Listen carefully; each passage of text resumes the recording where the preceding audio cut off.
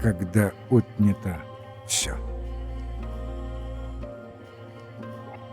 Километр за километром мы идем с ним рядом, то утопая в снегу, то скользя по обледенелым буграм, поддерживая друг друга, слыша брань и понукания.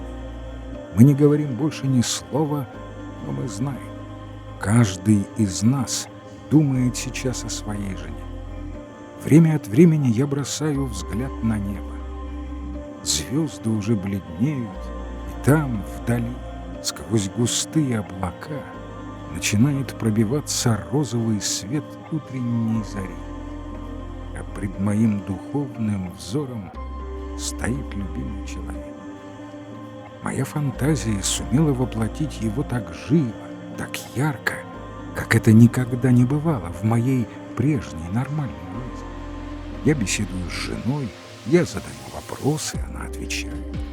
Я вижу ее улыбку, ее ободряющий взгляд, и пусть этот взгляд бестелесен, он сияет мне ярче, чем восходящее в эти минуты солнце. И вдруг меня пронзает мысль. Ведь сейчас я впервые в жизни понял истинность того, что столь многие мыслители и мудрецы считали своим конечным выводом, что воспевали столь многие поэты. Я понял, я принял истину. Только любовь есть то конечное и высшее, что оправдывает наше здешнее существование, что может нас возвышать и укреплять. Да, я постигаю смысл того итога, что достигнут человеческой мыслью, поэзией, верой, освобождение через любовь. В любви. Я теперь знаю, что человек, у которого нет уже ничего на этом свете, может духовно, пусть на мгновение, обладать самым дорогим для себя образом того, кого любит. В самой тяжелой из всех мыслимо тяжелых ситуаций, когда уже невозможно выразить себя ни в каком действии, когда единственным остается страдание, в такой ситуации человек может осуществить себя через воссоздание и созерцание образа того, кого он любит.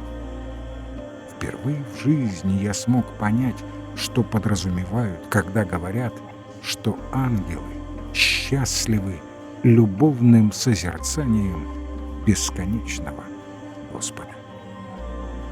Идущий впереди меня падает, идущие за ним тоже не удерживаются на ногах.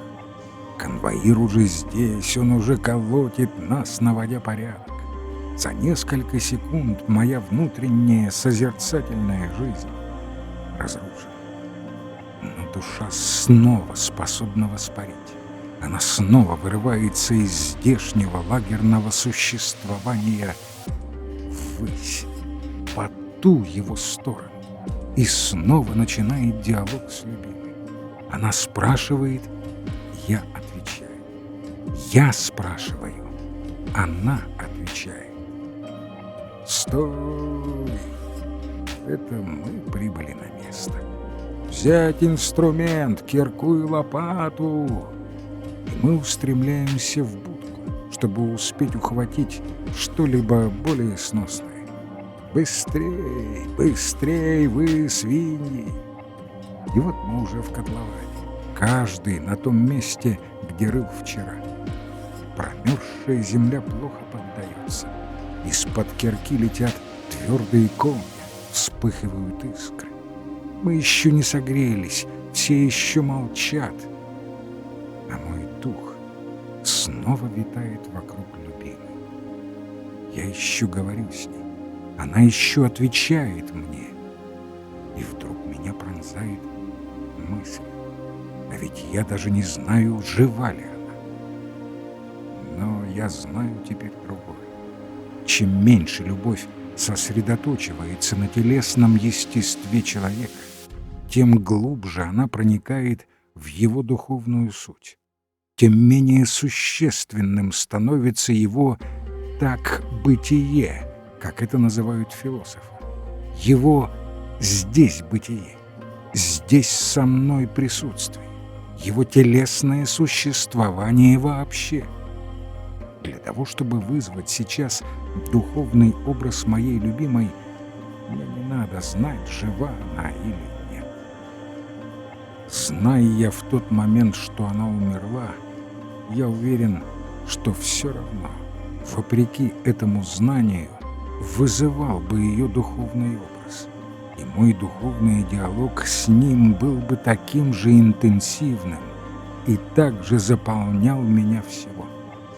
Ибо я чувствовал в тот момент истинность слов песни песней. Положи меня, как печать, на сердце твое, ибо крепка, как смерть, любовь. Глава 8, стих 6.